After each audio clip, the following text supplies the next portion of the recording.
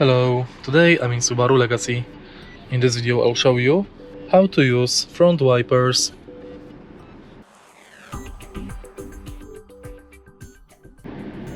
In the beginning, let's take a look behind the right side of the steering wheel. Right here we've got this lever to enable front wipers. Firstly, push the lever once upwards. This activates the front wipers in the mist mode. If you push it downwards, you will use them in auto mode that you can also adjust by twisting this part of the lever. And next, if you push it again downwards, you will use it in low mode and then in high mode. To disable front wipers, set it to off position. And that's basically it.